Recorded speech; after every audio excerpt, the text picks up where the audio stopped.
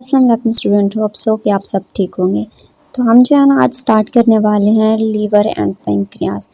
इसको स्टार्ट करने से पहले मैं आपको बताती चलूँ कि हम क्लास 7 के चैप्टर नंबर 2 को डिस्कस कर रहे हैं। ठीक है, हमने सबसे पहले जो है ना डिस्कस किया था कि एनिमल्स का जो प्रोसेस होता है डाइजेशन का वो किस तरह से होता है, वो खुराक को किस तरह से इनटेक करते हैं। ठीक है, मैं आपको इससे पहले थोड़ा सा रिवाइज़ करा देती हूँ, उसके बाद जो है ना हम नेक्स्ट स्टार्ट करते हैं। ठीक है, उसके बाद जब हमने देखा कि डिफरेंट एनिमल्स का इनटेक करने का प्रोसेस और खुराक को डाइजेस्ट करने का प्रोसेस क्या होता है, मुख्तलिफ होता है, और हमने एनिमल में डिस्कस किया था, उसके बाद हमने ह्यूमन में डिस्कस किया था, और उनके जो फंक्शंस थे हमने टीथ पढ़े थे और उन टीथ के फंक्शंस भी हमने साथ पढ़े थे। उसके बाद हमने बक्कल कैविटी यानी कि माउथ कैविटी को डिस्कस किया था, जिसमें हमने टंग को भी काफ़ी डिस्कस किया, टेस्ट बड को डिस्कस किया था। और उसके बाद आज हम बात करने वाले हैं, ठीक है, स्टमक की हम बात कर चुके हैं, एसोफेगस और स्टमक की। ठीक है, उसके बाद का जो प्रोसेस है वो आज हम स्टार्ट करने वाले हैं लीवर एंड पेंक्रियास से।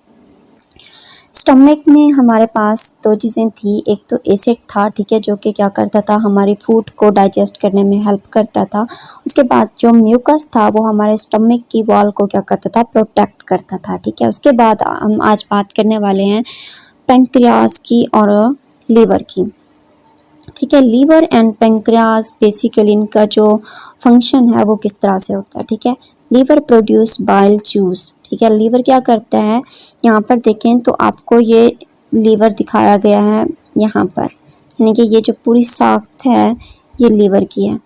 ठीक है, लीवर क्या करता है, बाइल जूस को सेक्रेट करता है, that's are stored in bladder. ठीक है, जो ब्लैडर के अंदर स्टोर होता है उसको हम क्या कहते हैं, गॉल ब्लैडर कहते हैं।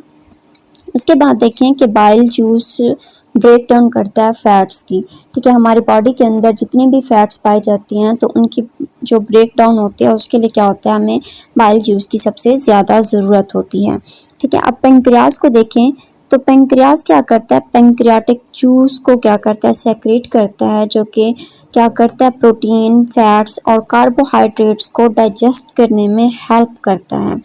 उसके बाद जो पेंक्रियास और लीवर होते हैं ये क्या होते हैं, एक कॉमन डक्ट के साथ जो होते हैं ना शेयर करते हैं। ठीक है, उसके बाद देखें तो हमारे पास जो पॉइंट है एक, ये जो लीवर होता है ये हमारी बॉडी का सबसे बड़ा ग्लैंड होता है। ठीक है, लार्जेस्ट ग्लैंड ऑफ बॉडी। ठीक है, ह्यूमन बॉडी का जो सबसे बड़ा ग्लैंड होता है वो क्या होता है, हमारा लीवर होता है। उसके बाद लीवर के बाद जो प्रोसेस होता है वो है स्मॉल इंटेस्टाइन का रूल होता है। ठीक है, स्मॉल इंटेस्टाइन अपना प्रोसेस जो होती है ना कंटिन्यू करती है।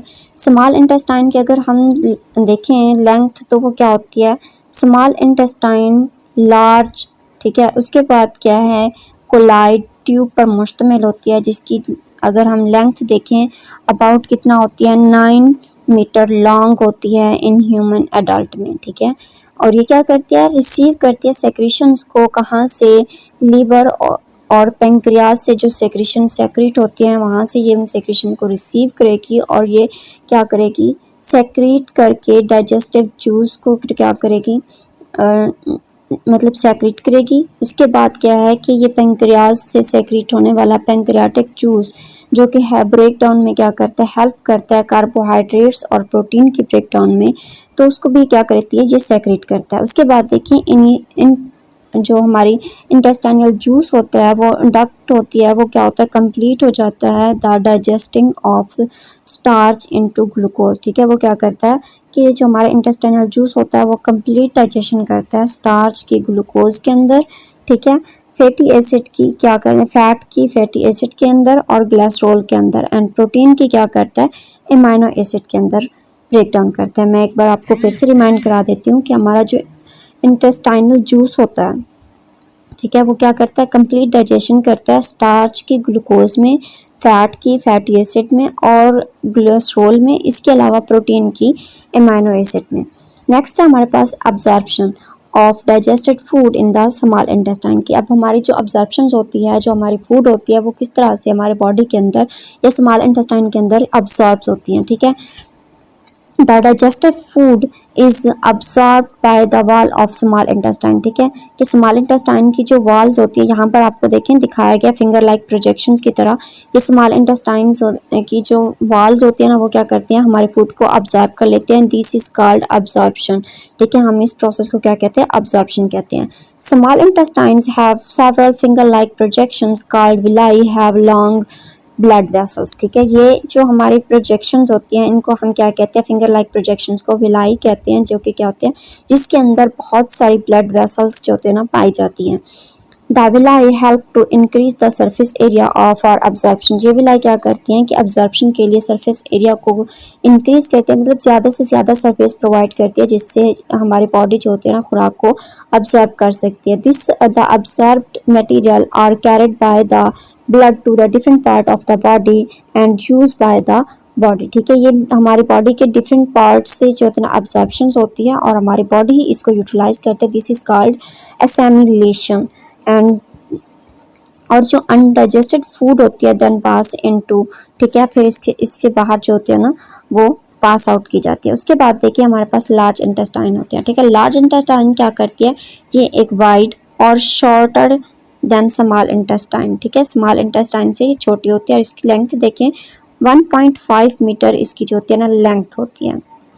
उसके बाद देखें कि लार्ज इंटेस्टाइन अब्जॉर्ब करती है वाटर और सम साल्ट को। ठीक है, इसका जो फंक्शन होता है वो क्या करता है, सिर्फ वाटर और कुछ साल्ट को अब्जॉर्ब करेगा from the undigested food material. ठीक है, जो स्मॉल इंटेस्टाइन से बाहर लार्ज इंटेस्टाइन की तरफ आए है, वहाँ से ये वाटर और साल्ट को क्या करेगी, अब्जॉर्ब करेगी।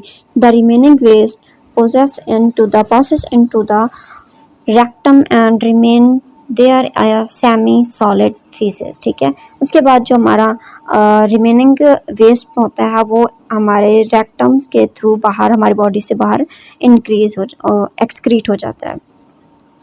The faecal matter is removed through the anus from one time to time is called egestions. ठीक है, तो हमारा जो मटेरियल्स होता है, वेस्टेड मटेरियल कह लें, जो फेसल मटेरियल कह रहे हैं, मैटर कह रहे हैं, तो वो हमारी बॉडी से जो होता है ना रिमूव हो जाता है, जिसको एजेशंस कहते हैं। तो समरी हम देखें कि हमने पूरा चैप्टर पढ़ा, उस चैप्टर के अंदर हमने एनिमल की न्यूट्रिशन देखी। ठीक है, जो कि हमारे पास क्या थी, nutrient requirement, mood off intake food, और क्या थी, यूटिलाइजेशन इन द बॉडी थी। उसके बाद हमने देखा ह्यूमन के अंदर डाइजेस्टिव सिस्टम में क्या क्या चीज़ें इन्वॉल्व थी, कि किस किस चीज़ के ऊपर वो जो है ना कॉन्सेप्ट थे। तो हमने देखा कि एलिमेंट्री कैनाल थी, सेक्रेटरी जो होते हैं ना ग्लैंड्स पाए जाते हैं, जो कि कंसिस्ट होते हैं buccal cavity, oesophagus, stomach, small intestine, large intestine, ठीक है, एंड एनस के ऊपर। उसके बाद हमने देखा कि जो मेन डाइजेस्टिव ग्लैंड होता है विच सेक्रेट डाइजेस्टिव जूस, वो कौन कौन से थे। हमारे पास 3 तरह के ग्लैंड थे, स्लेवरी ग्लैंड, ठीक है, उसके बाद है लीवर, और क्या था, पेंक्रियास। स्लेवरी ग्लैंड हमारे माउथ के अंदर, लीवर जो होते ना, लीवर के अंदर जो हमारा था वो लीवर के अंदर ही हुआ।